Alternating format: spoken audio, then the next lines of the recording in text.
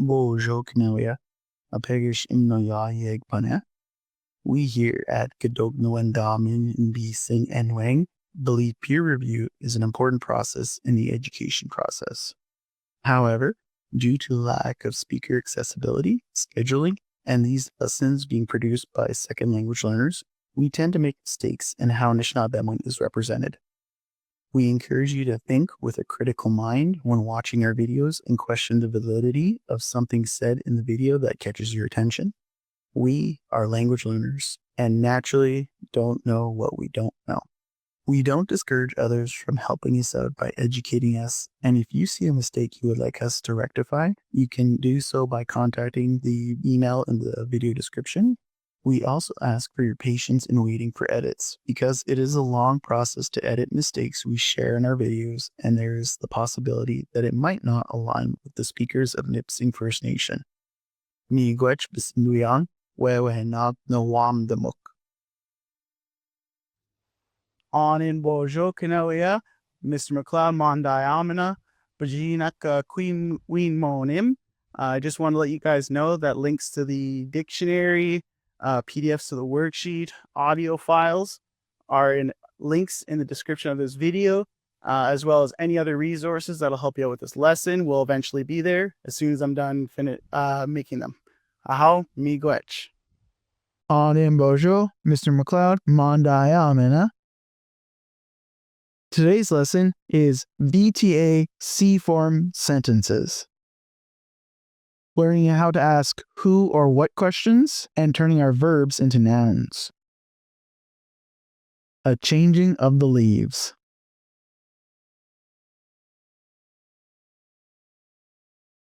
Recap on verb forms. A form, our independent clauses, are plain sentences that make sense on their own without further information. For example, I see the dog. Nwabma nimush. B form, our dependent clauses, are phrases that sound incomplete on their own without additional information. For example, if I see the dog, Gishbin wa mug nimush. C form is our last phrase that I at least know of. We will cover, and it has a few functions. C form functions. C form has a few functions that I can educate you on. In English, we attach the suffix er to a verb to change it from a verb to a noun. Stalk or stalker, someone who stalks someone else. So, for example, in Ojibwe, no swaj and no swanad. One of C form's functions is to turn verbs into nouns. Ndok nawabma nimush, I am looking at the dog. Gishbin gnawa mug nimush, if I am looking at the dog. Genwa mug nimush, or Egg noir mug nimush, I am the one looking at the dog. This is how we can visually see the differences between A form, B form, and C form. In A form, we acquire both prefixes and suffixes. In B form, we use just suffixes. And for C form, there's some funky stuff happening in the front of our verbs, and we're using the same suffixes as B form. Here's our point for you to write down in your notes before we move on to the next slide. Pause the video here to write this down before we move on. Miskoye ambe. So we have the sign up, meaning that you should write these down before we move on to the next slide. C form is used for grammar patterns like what? So our grammar pattern for what is Wagnen plus C form. Wagnen eminig, what is he or she giving you? Or Wagnen manig, what is he or she giving you? This particular grammar pattern will most likely be used in conjunction with benefactive VTA words that have multiple objects. So bead mao, bring something for someone. We'll give you a chance here to pause the video and write this down in your notes before we move on to the next slide. Miskoye ambe. We still have the sign up, meaning that you should write these down as well in your notes before we move on to the next slide. Grammar patterns like who also use C form. The grammar pattern for who is wanen plus C form. Wanen genwab mud, who are you looking at? Or wanen egg nawab mud, who are you looking at? We'll give you a chance here to pause the video and write these down in your notes before we move on to the next slide. Miskoye ambe. C form is also used for grammar patterns like realized after. For these, we're just going to use C form in our grammar pattern. We have the example, Ga benzion, after I was dry. This is taken from Jenny K. Dupuy's book, I Am Not a Number, Gawain Gandaswin and Dao Si, where speakers of Nipissing translated the original text into Ojibwe. Here, we can see that they use C form to express after.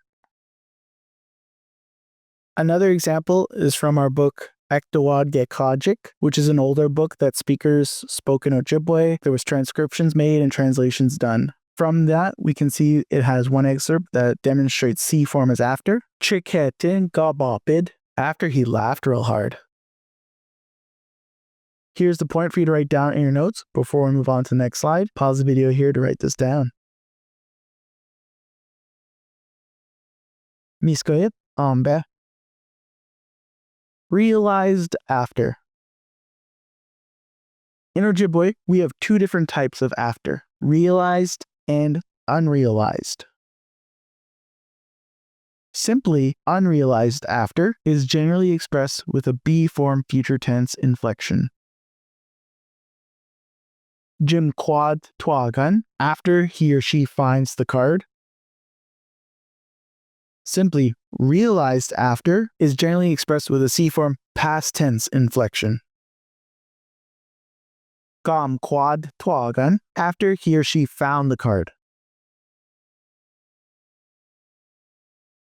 If a verb doesn't have a natural endpoint, examples like looking at or eating do not imply when the action is finished or completed. We include a schwa prefix to imply that there is an endpoint, which contributes to the after translation. Without the prefix schwa, these endless verbs translations do not articulate after, but something else. B form future tense without ishkwa, jignawa mig, when he or she looks at you. Unrealized after, because ishkwa. Jishkwa ganawa mig, after he or she looks at you. C form past tense without ishkwa, gog nawa mig, the one who looked at you. Realized after, because ishkwa, gosh gwag nawa mig, after he or she looked at you.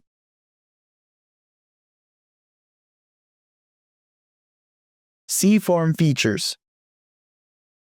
C form has some key features that differentiate itself from A form and B form. C form uses initial change on its verbs and or prefixes.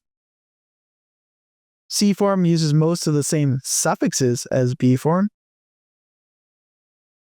C form negative uses the same suffixes as B form negative. C form uses a different suffix than B form for their noun transitions if the noun is third person plural. Here's the points for you to write down in your notes before we move on to the next slide. Miskoye ambe. Initial change. I like to think of initial change like the changing of the seasons. Leaves go from green to orange, red, or brown, and then in the summer, trees are back to having green leaves, hence why the text has been colored with this theme. Green is the unchanged version of the words, and orange highlights the change in vowel sound. Initial change is where we change the first vowel sound of the prefix if present, or the verb to a different sound. For example, A form, ingi kama, I'm arguing with him or her. B form, gi kamag, that I'm arguing with him or her. C form, ga kamag, I'm the one that argues with him or her. From here, we can see that we use the same suffix, ug, in our B form, S, and C form. And then the verb has the first vowel sound underlined, that E sound, which changes to an ah sound. Here's the point for you to write down in your notes before we move on to the next slide. Make sure to pause the video here. Miskoye ambe. Changing the vowel sound can sound like a drastic change, but we do similar things in English with greater variance and no apparent patterns. At least with Ojibwe, it's just the first vowel sound of the prefix or verb that consistently changes. So in English, we have throw versus through, where we're changing the first vowel sound. No versus new, again, changing the first vowel sound. Changing run to ran, again, first vowel sounds changed.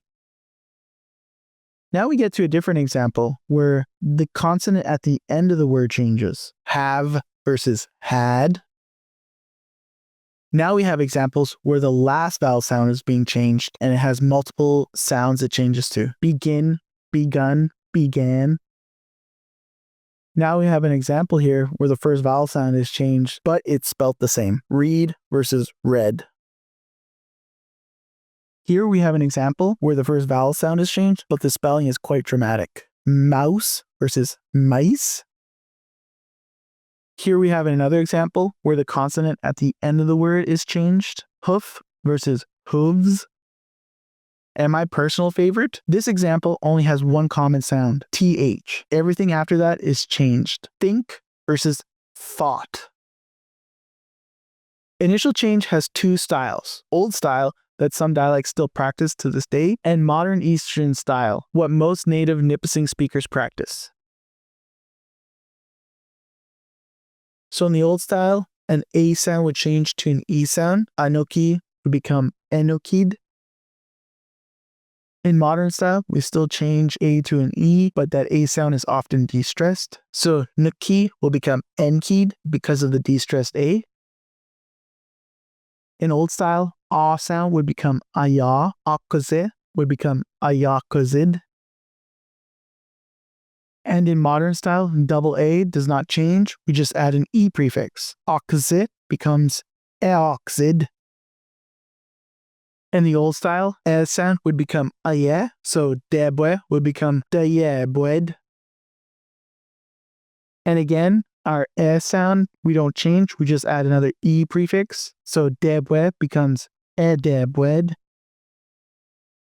In the old style, I sound, we become E. So ikidu would become ekidud. In the new style, I sound still becomes eh, but because I is often de-stressed, we don't pronounce it normally, but we bring it back for initial change. So kidda would become ekdud. In old style, E sound would become ah sound, so nime would change to namid.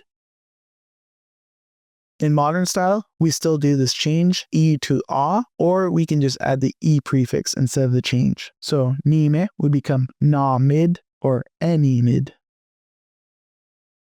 Sound used to change to we. Damina would become we daminud.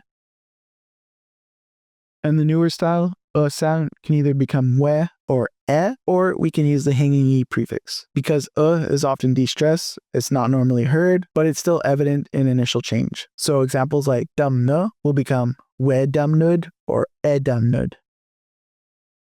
And the last one here, O would change to wa sound. So bodwe would become boadwed. And in the modern style, we don't change, we just add that E prefix again. So bodwe would become ebodwed. Here's the points for you to write down in your notes. Make sure to write these down before we move on to the next slide. Miskoye ambe. Rules about initial change for Nipissing dialect. Initial change affects the first vowel sound in either the verb prefix, tense marker, or other prefixes, or the verb if there is no prefix. Sometimes speakers elect to initial change drop the vowel sounds, so they bring back the drop vowel sound, change it based on initial rules, and then re-syncopate the verb as necessary. This means they adjust the order of stressed and de-stressed vowel sounds. So here we're going to show you why it's important to understand the full vowel versions of our words. Then we're going to inflect them into the B form, and then we're going to show you how that changes again to C form. So we have the example, we do cow, help him or her. And we have the example, we do quug, this is B form. Now for these, we are changing the first vowel sound that I've underlined for you. In this case, it's double I. For C form, we change double I to either double A, or we can keep the double I and use the hanging E. Wa do quug or we do quug. So in this example, we're including the prefix be into our previous verb, we do cow. So here we have it in B form, be we do quid. We have the underlined vowel sound we need to change, which is a single I sound. Ba we do quid. This particular prefix has a different C form version than our previous patterns, which is why we've documented it here to show you. Gi we do cow. So now we're incorporating our tense marker, gi. Here we have it in B form. Gi we do quad. Again, we have the first vowel sound we need to change here. So it's a double I sound. From here, we change the double I sound to an ah sound. Ga we do quad. In this new example, we have a new prefix, unje, in its full vowel version. In B form, we normally pronounce this nje, we do quig. Now, if you'll notice here, in the B form example, we don't have a vowel sound underlined. We have to go back to the full vowel version to see that the O has been underlined, meaning that we change our O sound. And from our notes, we can see that is changed to a we sound or an e sound. Wenje we do quig is the C form version. In this example, we have multiple prefixes added to our verb now. Gi, unje, we do cow. And then in B form, we have it inflected like so. Gi, unje, we do quad. Here we can see the B form has the underlined vowel sound. And just like before, we have a double I sound underlined, so we change it to a double A sound. Ga, unje, we do quad is the C form version. In this example, we have a lot of short vowels that get de-stressed and stressed. Pakidin. Here we have the B form version, good. In this example, again, we can see the B form version doesn't have an underlined vowel sound, so we have to go back to the full vowel version to see what's underlined. From there, we can see an A sound has been underlined, and then we do initial change to that A sound. To either changing the A to an E or just adding an E prefix to our B form inflection. Pekdin good or epkid good. Hanging E, also known as the aorist conjunct. The hanging E is a prefix modern speakers use to replace old style initial change for vowel sounds ah, and o. It's also acceptable to use the hanging E prefix in place of the rest of the vowel sounds. When you can't find a vowel sound in between a cluster of consonants in a word, use the hanging E. When all else fails, use the hanging E unless the tense marker is present. Here are the points for you to write down in your notes. Before we move on to the next slide, pause the video here and write these down. Miskoye ambe. Let's practice some C form. So again, we have the full vowel versions followed by B form, and then we're going to show how they change into C form using the rules we've previously established with initial change. So we have jinganim, and then B form, jingan mud. Here we can see the double I is underlined, so we're changing double I. We have two versions we can use here, jangan mud or jingan mud. For this example, we have hua bum, and we can see that that A sound is often de-stressed. Here we have B form, wa miss one, and we can see that our double A is underlined from our full vowel version, so we're going to use initial change rules for that. E wa miss one is the C form version. For this next one, we have a few short vowel sounds that are often de-stressed and stressed. Bizindao. Here we have a B form inflection, zindwisnon. For this one, we have to go back to the full vowel version to see the first vowel sound in the word, and it's an I sound. So we're going to apply the initial change rules to that single I sound. We can either change that single I sound, or we can just add an E prefix to our B form. Bezindausnon or ebzindwisnon. For this one, we have a tense marker attached to our verb, jim. So we jim. In our B form inflection, we have we jim mug. And we first apply initial change to the prefixes added to our verbs, in this case, we. So we will apply initial change to that double I sound.